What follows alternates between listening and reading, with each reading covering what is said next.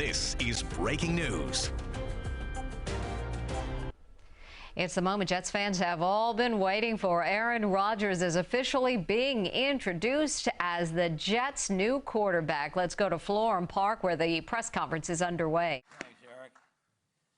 Good afternoon, everybody. How are you all doing? Really good. This is a happy day for my brother and I, for the organization here, and especially for the Jets fans all over. The fact that we're here today is really a testament to what's been going on here and what the coach and the general manager and the staff has built over the last 2 years. The culture that enabled us to attract somebody of the caliber that we're looking at right now, Aaron Rodgers, a Hall of Famer, future Hall of Famer.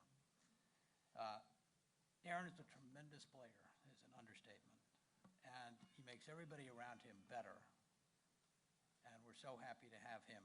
We are delighted and happy. We couldn't be happier to have him as a New York Jet. I'd just like to have a round of applause right there. Welcome to New York, Aaron. We're glad to have you.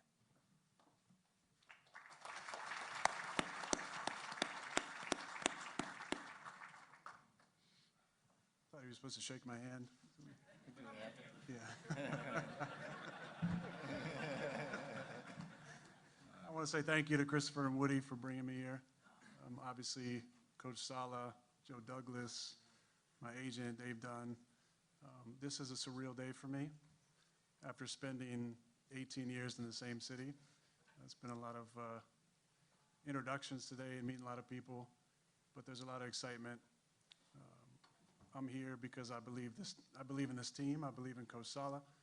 I believe in the direction of Joe Douglas. Obviously, he's drafted really well the last couple of years, having the offensive and defensive rookie of the year. But big thanks to the Jets organization. Obviously, a big thanks to the Green Bay Packers organization for an incredible run. That chapter is over now, and I'm excited about the new adventure here in New York. So I'll open up to questions now.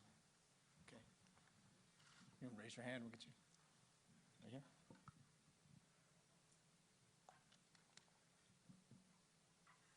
Hi, Aaron. Welcome. Congratulations. Tina Cervasio from Fox 5 New York.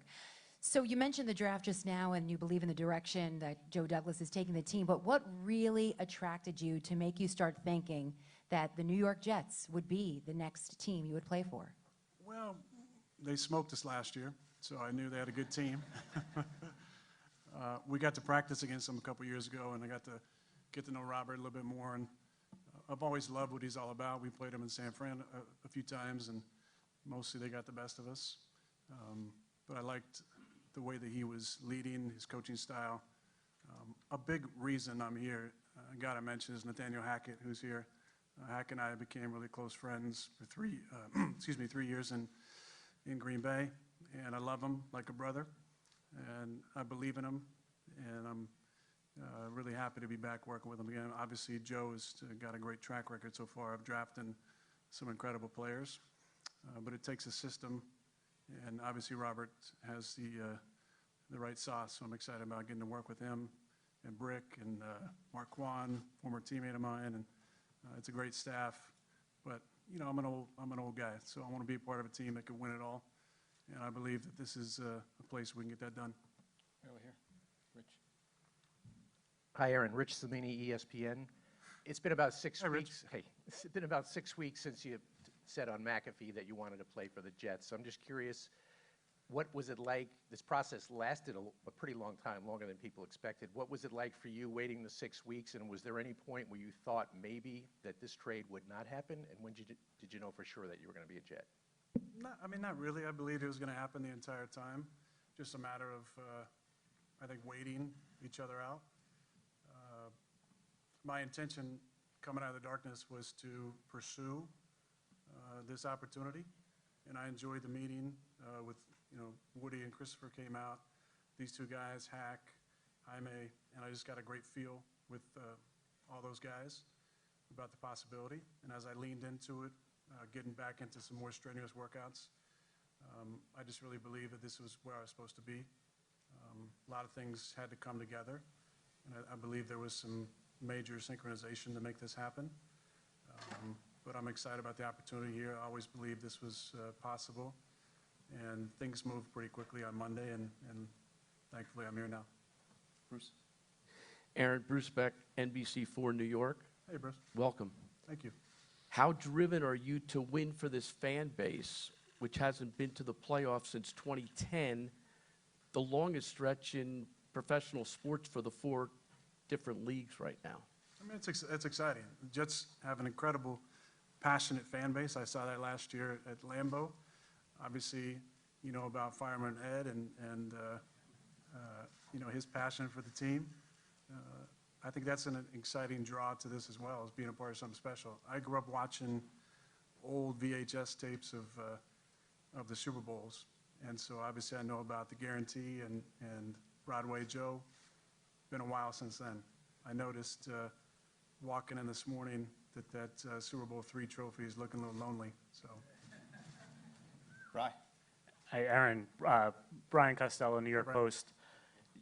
In your view, is this, you're here for 2023 and then we'll see what happens, or do you view this as more than a one-year thing right now?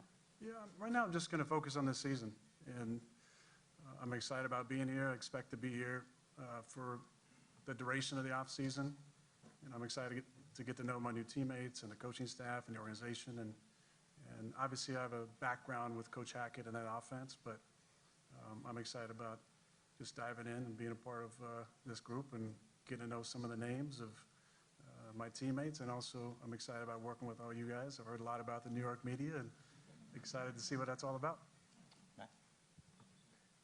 Matt Schneidman, The Athletic. Hi, Matt. Hi, Aaron. So you obviously said with Pat and AJ that you would have liked more direct communication about moving on from you. Then Brian comes out and says, we tried to, he just didn't respond. What actually happened this offseason between the two sides that led us to where we are now?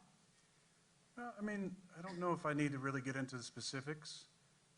I will say people that know me, I'm fortunate to live in a beautiful house. The only downside is I have very limited cell service. So if you want to get a hold of me, I have to see your face. You got to FaceTime me.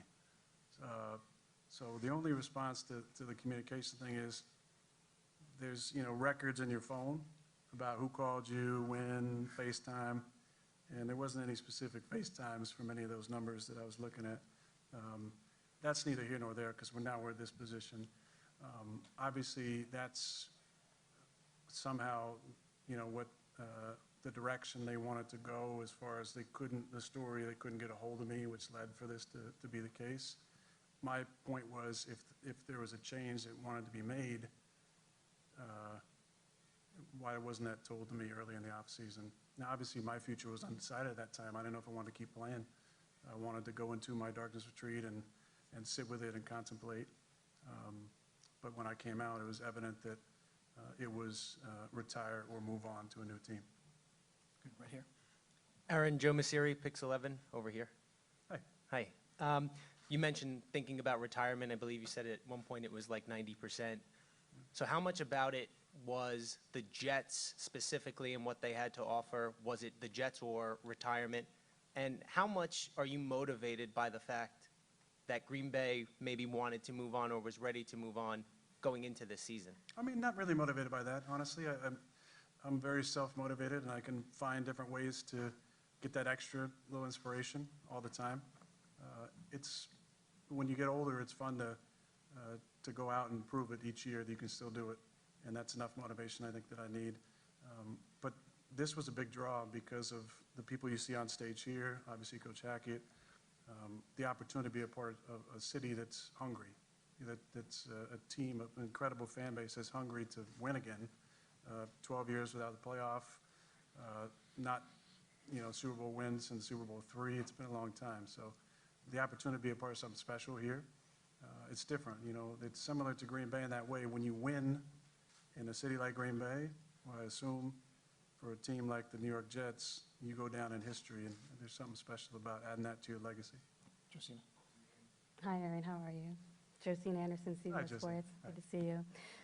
You specifically said that right now you just want to focus on this season, but can you specify whether you were asked by Jets brass for a longer investment in terms of your time, given the resources that they're giving up to get you? And then can you specify when you plan on practicing and if that is before mandatory? The first part, there wasn't any specific conversation that I would like to share with that. Again, I'm an older player, so you know, there's a lot more than just the playing part. There's the body part that comes into play. But the reason I take care of myself is to allow myself to continue to play into my 40s. And I'd always dreamt about being a starter at 40. I'll turn 40 in December of this year. But I'm going to be here for the foreseeable future. I think it's important. Obviously, I know the scheme that Hack's putting in. There's some tweaks, but I want to get to know the guys and be around the facility. And obviously, you know, I haven't really spent much time in Jersey outside of Teterboro, so I'm going to get to know the area and figure out a place to live and all that stuff. And I want to be here to do that. So there's a lot of reasons to be here.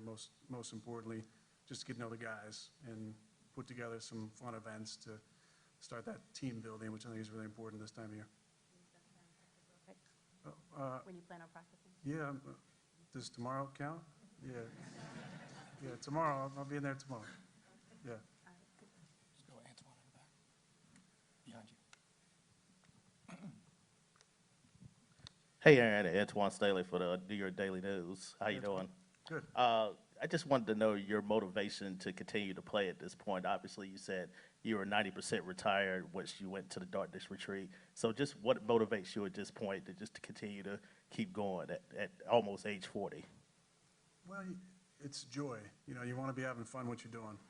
If you're not enjoying it, then it's time to do something else. And I think the opportunity to work with Nathaniel again, to work with Robert, to be around Joe, to be around the Johnsons and the vision they have for the team. I think the excitement of a new chapter has really been fueling my off-season workout so far, and just the overall excitement level. I've mentioned the Jets fans, an incredibly passionate group. I'm excited to meet them, to play in front of them, but to be a part of something special is what keeps you coming back. And I think this is building right now. And what Coach has done the last couple of years, he's building something special the right way with the right values, the right type of leadership. And I think I can just fit in perfectly. I'm not here to be a savior of any kind. I'm just here to be the best quarterback I can be, to lead authentically and to inspire the guys around me to raise their level of play to an even greater spot. Aaron, Zach Rosenblatt with The Athletic. Hey, Zach. You alluded to this before, but whenever somebody comes here, they talk about can he handle the New York media, the market, all that stuff.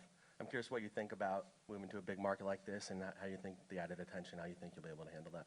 I'm excited about it.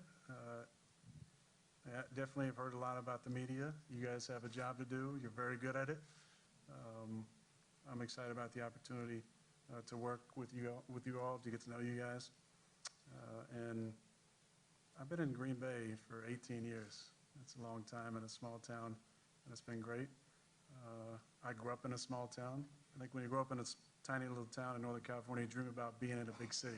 You dream about living in a big city and, having places to go eat and interesting things to do. And obviously with the city being 40 minutes away, you got a lot of that stuff. But I'm excited about the opportunity and look forward to meeting you all and starting a relationship.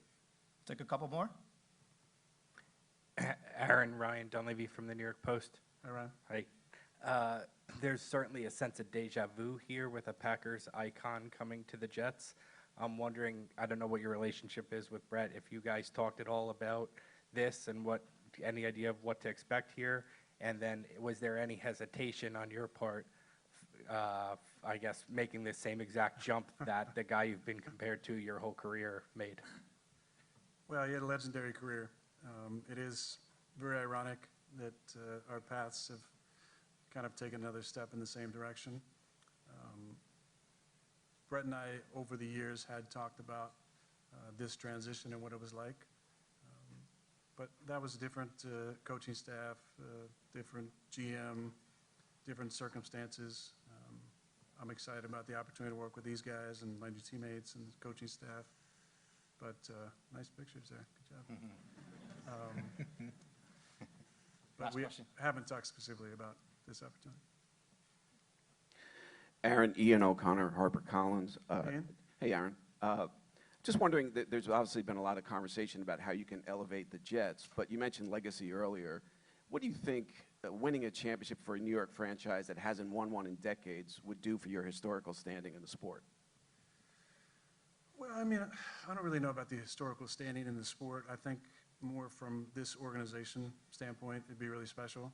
There's some iconic names that have played here, probably none more iconic than number 12. And I heard what he said about unretiring his number, but to me, 12 is Broadway Joe, and I didn't want to even go down that path, and I'm excited about going back to my college number. But there's something special about playing in a city for a team like this with a storied franchise. And obviously going way, way back to Super Bowl III, to be a part of something special would definitely help you go down in the history of an organization. Already have 18 years in an incredibly iconic organization, and it'd be fun to be a part of the history of this one as well. Thank you, everybody. We will do the photo op right now and break down from one-on-ones. Appreciate everybody for coming. Thank you so much.